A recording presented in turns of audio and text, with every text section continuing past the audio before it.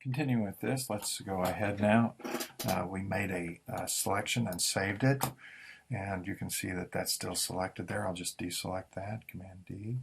Remember Command D to deselect. Now is a good time for us to do our rotate, and you will need to turn on the Show Transform controls to do this. So let's just tip that balloon a little bit this way. Remember to commit. Click on the little check mark up there. And now we'll bring that selection back. Now notice there is a reselect, but it's grayed out. That means we'd have to try to redraw that box had we not saved it, but we did. So go to Load Selection. You will need to pull down from right here and then click OK. And you can see that what I've got here, and I want to turn off my Show Transform controls. They can be a little confusing when you've got two boxes on top of each other. So I turned off that. What I want to do here is eliminate these little triangles and then fill these little triangles. And what I should end up with is a balloon that just looks like it's kind of been caught in a breeze. Okay, it's kind of tipping and being pushed by the wind. Okay, so to do that, what I want to do is delete these outside bits. And a good way to do that is to simply inverse the selection. Now, if you go to Select, you can inverse from right here, or you can use the shortcut, Shift-Command-I. Okay. Now that this is selected, you can see that what we've got here is, I'm going to turn off the base layer, we've got those little triangles isolated in our selection.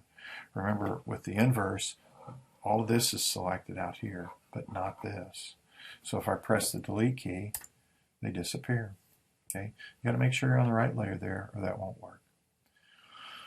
Right now, we'll flip that back again. We'll inverse again. This time I'll use the shortcut Shift-Command-I, and an inverse of an inverse is the same selection that we started with. And so now I've got my selection just the way I want it. What I want to do next is to fill those little corners with blue sky. And here's a good way to do that. Again, using the Clone Stamp tool, if you'll Option and click very close to the part that you want to clone. In fact, you may see me put it right on the edge of the top here. Click. That's my clone. I'm going to make a little bit bigger brush. And I missed it just a little bit. See how I missed a little bit off the top there? Let me try that again. I'll click right here. Click. When I bring it over, there we go. I'll bring it up and I start painting it down. Now I had the opacity turned down, so let me turn the opacity back up and we'll get a nice looking clone that we can paste right in there like that. Now be careful as you draw this down, you may hit the edge of the balloon. See that? Remember that soft edge brush is kind of reaching out past the edge of the brush. And so if I put the same circle around that little crosshair that you see, you'd see that it would be touching the balloon. And that's what's happened there. Now, sometimes I'll just undo and try that again. This time I'll try to get around it. I'll Option and click here. And then move it in this way and paint from this end, from this direction. Now, a lot of times, and you see I accidentally cloned it again. So you got to be really careful with that. I'll clone and see if I can cover that stuff up. Remember, you can clone from any part of the picture. So I'm going to grab a little piece up here, maybe go with a smaller brush and see if I can just cover this up. You got to be careful. If it looks too manipulated, people will notice. So I'm going to cut my opacity down and try that again, because it just looked a little fake. And you want to be careful about that. Okay, still looks like it maybe needs a little manipulating there, but we'll continue on. I'm going to Option and click here. And we can clone this. And again, I've got my opacity turned down. So you just have to keep going back and forth until you get it just right. So I'm doing multiple clicks here, and it's just cloning from the little crosshair that you see. And I'm just kind of blocking it in, you might say. There's still a little work here that needs to be done. So now I've ended up with a couple little repeats here that I don't really like. I'll see if I can fix those by maybe option and clicking off a new place on the image, and maybe just kind of clicking in a few little dots of that. Yeah, you got to be careful. You make new mistakes there, so I'm going to undo some of those. Don't look very good. So option, click, and then I'll make my brush just a bit smaller. Maybe turn down the opacity just a bit here and see if I can paste this on top and kind of disrupt those repeats that I'm seeing there. Okay. Or you can also use the smudge tool, kind of do a little blending with that. Just be careful, a smudge tool will damage your balloon if you go in too far. Okay. Okay, kind of looking okay now. All right, how about down in this corner? This corner is so smooth and so even that I'm tempted to maybe try a new tool. Let's see what the brush tool will do here. I'm going to go to the brush tool, remember shortcut B, option click right here, and I might be able to just paint this corner in. That looks pretty good. I don't know that anybody would be able to tell that that's not sky, that that's paint instead. Remember the option, pressing the option samples the color, and then you can just paint it in. Now if you feel like it really does need some texture, go back to your clone stamp tool, maybe turn down the opacity, option and click, and you can bring in some texture from up above. Okay, so now I've got a little bit more of that texture. Okay, checking my time. Okay, I want this cloud to go across this way. Okay, so I'm going to option and click, and then I'll bring this over. I'm just going to drag. Again, I have to remember to adjust my opacity. I can bring in a cloud and carry it on over to the very edge of the frame. If I click again, and click again, and click again. Do short clicks. You only have the span between this crosshair that you see and the circle. That's the only span of cloning that you have before it starts to repeat.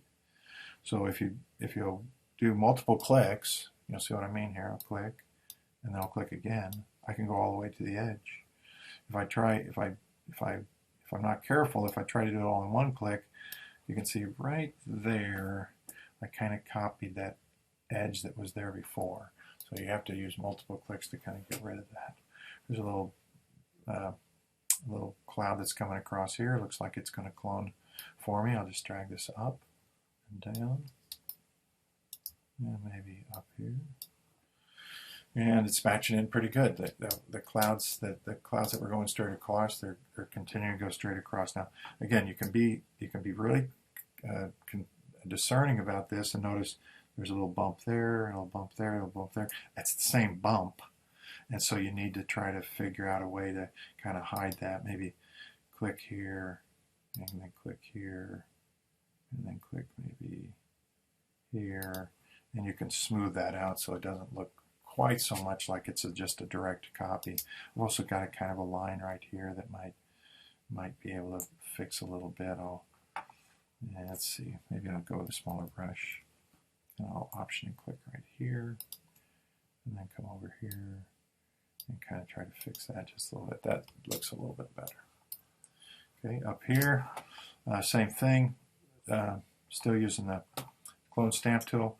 I'll option and click this time right here, and then I've got new pixels to add and going this way. If I'm going against the direction of the crosshair and the circle, you can see I can do these long stripes that correct a big area pretty quickly.